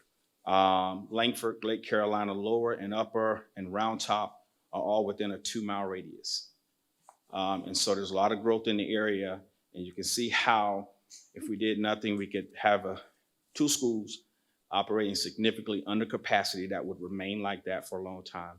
And you would have 1 school that would be over capacity and over time significantly over capacity, and then 1 school eventually the development would catch up. So we wanted to make sure that we really hone in on what the current state is and what these changes could yield for us. So after today's meeting, our plan is to share information with our partners. We want to be very transparent. We're working communication. Ms. Levy-Ruth is going to be working with Mrs. Footman to meet with parents very soon and devise a communication strategy to make sure that our parents are informed and they're able to answer ask any questions that they may have on how they will be impacted. We're looking at doing a series of follow-up, and that's going to happen between September and October the 13th. We wanted a good 4 to 6 weeks to do this. And then if necessary, we want to do a series of follow-up meetings, either with the board, parents, partners, or everyone if necessary, between October 14th and the 25th. And this is where if there are any additional concerns, or if some of our parents or partners need more time to ask more questions, or we need to follow up, regroup, and have further discussions, this is the time frame that we would do it in. And ultimately we're looking at bringing this back before the board on October 26th for an approval if it's supported. And that time frame is important because we want to get it in front of the choice period opening. So that's why we agreed upon that date internally. I know, that was a lot of maps and small numbers. I apologize for that. There was no real easy way of explaining some of that. But if you have any questions, I'll certainly entertain those now. Thank you, Will. You've proven I'm not quite ready for glasses. I could see 90% of it. So anybody else, board members, questions? Ms. Mackey? Yeah, Mr. Simon, thank you. I know there's a lot that goes into presenting this information. Thank you so much for having meetings with us long before tonight to share information with us, to give us different scenarios, and to have done, I know from your background in planning and your expertise there, that you've crunched numbers. Just from being on the other side of the redrawing of attendance lines and the unpleasantries that makes as a parent, and from a school improvement council perspective, I remember being on the other side, writing letters to the school board and attending school board meetings, and our community having our concerns for my students, my children, as a parent at that time. And there are lots of unintended consequences that can be had, some short-term, and some of them are residual and long-term. So I appreciate the deep dive you've done. I am especially appreciative, of slide 11 that talks about the opportunities to share with partners, and opportunities for parents and community to be on board and to see these plans and to ask questions, because oftentimes they may have some insight as to long and unintended consequences that we don't know from sitting in these seats. But it just sounds like you've done a whole lot of research, a whole lot of legwork, and certainly given us opportunities to ask questions long before today. And I appreciate that. Thank you so much. Yep, thanks. Other board members, questions or comments? All right, I look forward to the pain. Sorry, that was not right. All right. What do we have now? Draft agenda items for the September 14th, 2021. Oh, no, I'm sorry. 9.4 policy review, policy FF, naming of new facilities. Dr. Davis. Thank you, Mr. Chair. Mr. Chair, members of the board, and to those who are in attendance and our viewing partners, we have policy FF, naming new facilities. Our Deputy Superintendent, Dr. Marshall Franklin, will come before you, share this policy, and then open the floor up for discussion for the board regarding the naming of new facilities in Richland School District 2. Thank you. Thank you, Dr. Davis, Mr. Manning, members of the board. Policy FF, naming new facilities, addresses the procedures we use to name new schools, as well as other buildings and facilities. The first half of the policy specifies the composition of the committees. Names for new buildings or facilities in our district are developed from committee work. And so that section of the policy specifies who comprises the committee. The bottom portion of the policy provides the guidelines to be used by the committee when choosing a name. So for example, there, of course, are to choose a name that has not been used for an existing subdivision, names suggested by the natural setting of the school location, like Longleaf Middle, names that denote location, community, street, or geography, for example, Jackson Creek, names that have some special meaning to the students and citizens and will enhance the education and ethical beliefs of the school community, like Round Top, names that have historical significance, for example, Bethel Hanbury, and names that are not similar to the name of existing schools. Naming a facility after a donor who gives substantial funds to construct the facility may be considered. Otherwise, schools, buildings, or facilities will not be named for living persons. In very unusual situations, names of persons who have been deceased for more than 10 years may also be considered. And the committee submits one name to the board for consideration. Welcome your discussion. Board members, questions or comments? Mr. Chair, Dr. Scott?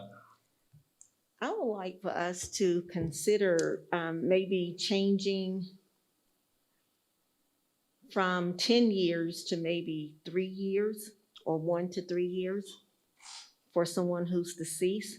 I would love to see former school board member Chip Jackson named for the Ridgeview High School Stadium. As I reflect back to when I got on this board in 2012, I quickly went to Chip Jackson and Melinda Anderson and asked for their support because at that time I was a school administrator at Ridgeview. And it bothered me along with faculty and staff and students because we did not have our own home stadium. And they were champions. The late Chip Jackson and Melinda Anderson were champions for that. And Melinda Anderson came back and said, okay, you're talking about Ridgeview High School. What about Richland Northeast? And she began to become a champion for that. So I would love to see them. And also the late Chip Jackson's wife also worked at Ridgeview High School. So I think it would be such an honor to change that to 1 to 3 years for deceased. And I would also love if the board would support living or deceased, because when I think back to Melinda Anderson and all the years and the service that she put into Richland School District 2 over 20 plus years, and many of us are where we are because of her loud voice, her support, her servant leadership. I would just love to see us change that. But of course, I know that is a board decision, as well as the committee will submit one name to the board for consideration. So that's all I have to say. And I hope that we'll be able to do a compromise and talk about this as a board. Thank you. Other board members, comments? I agree. I think it's worthwhile looking at it. I wonder if we shouldn't look at the constitution of some of the buildings and maybe give more latitude for the committees to exist of others than what's just listed there potentially.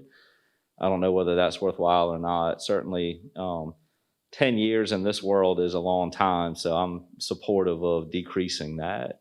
I do want to make sure that we give it enough time. I mean, we've seen, unfortunately, we have issues where we've had public servants who things have been named after, and then we've had to strip names when issues occur. So I want to make sure we find that right balance of prudence, but also reasonableness in how we go about it. So I'm open to an amendment, particularly of the number of years. I agree with Chair Manning and Dr. Scott. Thank you for bringing up Mr. Jackson. I think he was a great part of all of our lives, actually. So I support that as well. 1 to 3 years is good for me as well.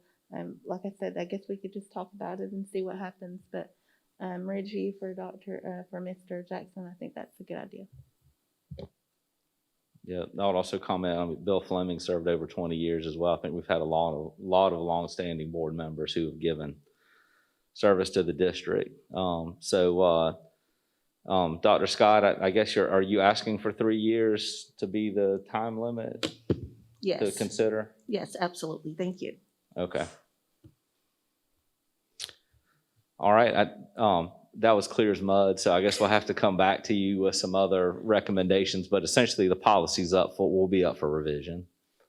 Correct. And I think district administration can take your recommendations or thoughts and come back with a draft. Okay. Thank you for your interpretation. That's a whole nother skill set right there. All right, if there's no other comments on that, we will move on to the draft agenda items for the September 14th, 2021 board meeting. Thank you, Mr. Chair. Mr. Chair, members of the board, to our viewing partners and those that are in attendance.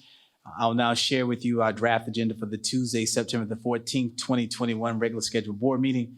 The board will meet to conduct regular scheduled business items. The call to order and executive session will begin at 5:30 with our public session starting at 6:30.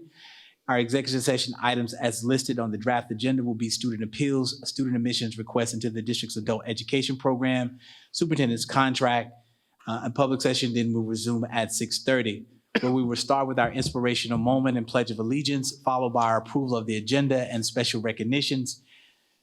Following special recognitions, we'll have our consent agenda and ask for the approval of that. Then our first public participation, followed by voting on executive session items, which will be student appeals, student admissions into the district's adult education program, and as needed for items discussed in executive session. We'll have our new business action requested, where we'll have course approvals, and there'll be 2 courses that we'll be bringing before you for approval. I think these are locally board approved courses, if I'm not mistaken, if my academic team is here. Is that correct? Yes? Oh, thank you. Followed by new business, no action requested, where we'll have our superintendent's highlight and a back to school report. Then we'll have our agenda items for the next board meeting for the September the 28th, 2021 board meeting. We'll have and ask for the approval of those draft agenda items. Public participation number 2 if needed, our board and superintendent comments, followed by executive session 2 if needed, and voting on any items in executive session 2 if needed. If not, we will move from public participation to, from board and superintendent comments to adjournment. And this concludes the reading of the draft agenda for the September the 14th, 2021 regular scheduled school board meeting. Board members, questions or comments? All right, we will now move on to approval of the draft agenda. If I can please have a motion. Mr. Chair, Ms. Mackey. I move to approve the draft agenda items for the September 14th, 2021 regular board meeting. Motion's been made by Ms. Mackey. Do I have a second? Seconded by Dr. Caution Parker. Is there any discussion? With no discussion, we'll have the vote.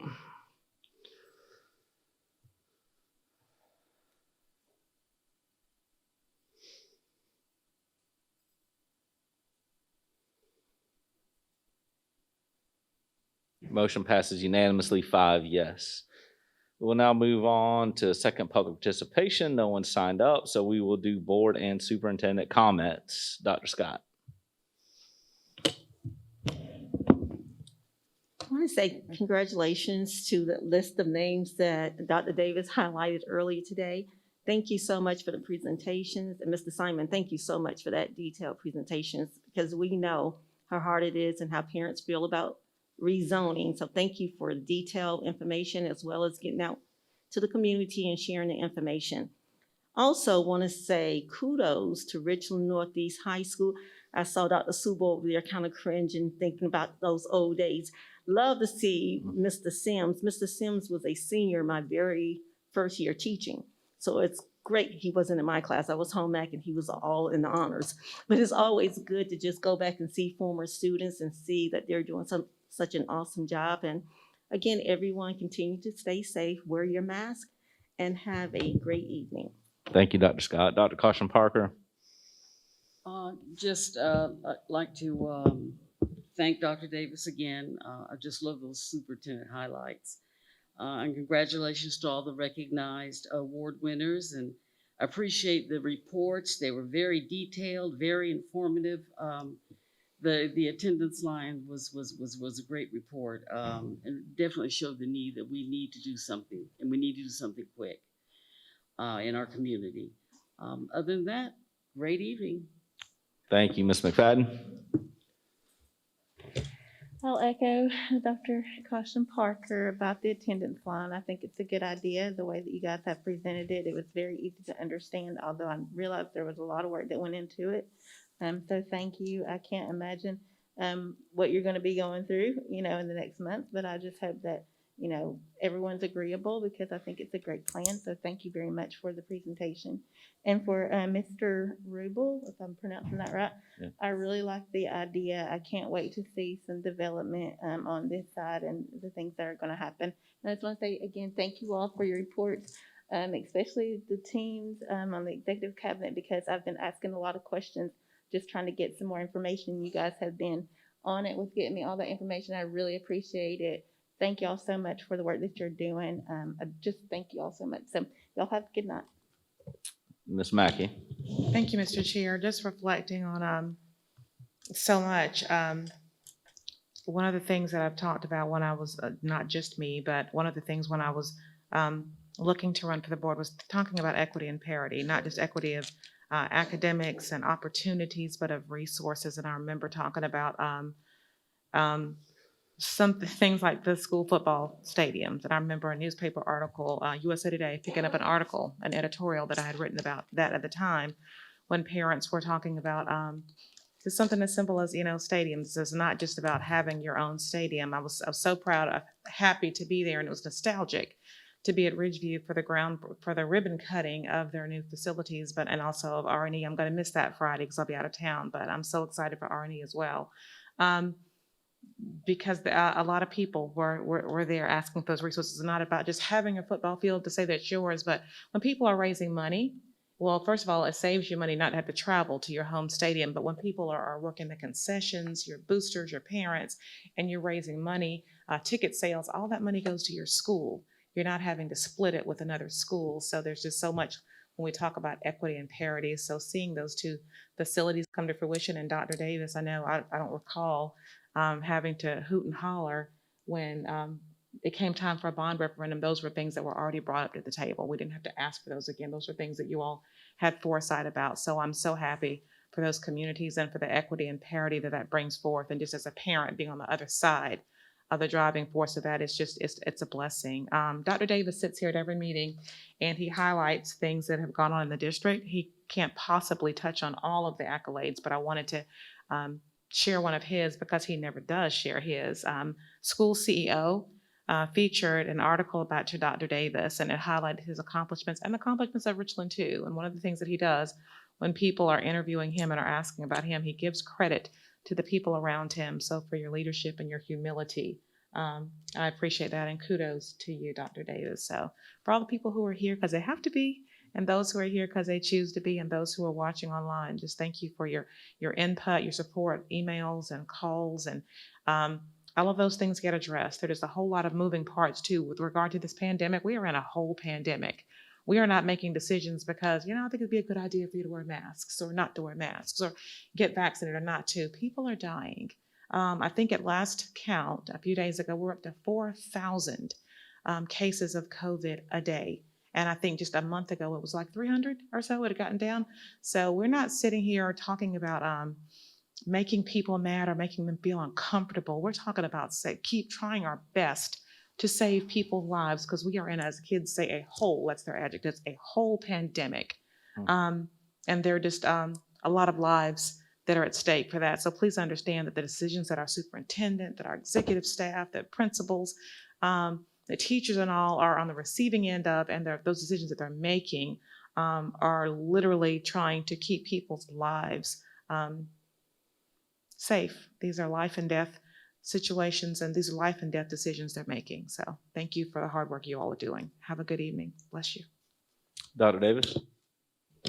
Thank you, Mr. Chair. First, I want to say we've got a lot accomplished tonight. Yeah. And I want to say kudos to the board for really handling board business tonight. There was a lot on the agenda, and you all handled this like champions. This was a great, very informative and very business meeting, a very business-like meeting, and just my hat goes off to our board for all the wonderful work you did tonight to ensure this. And shout out to the Richland Northeast Drumline. They did a phenomenal job with their music. Dr. Scott, we're gonna have to get with them though and get them a little bit HBCU flair. Because they wasn't rocking enough for me. They got to be swinging those drums when they're moving. So I'm gonna talk to Mark about that. I also want to again to say thank you to Mr. Rubel and the Economic Development team for coming out and doing that update for us. It was long overdue.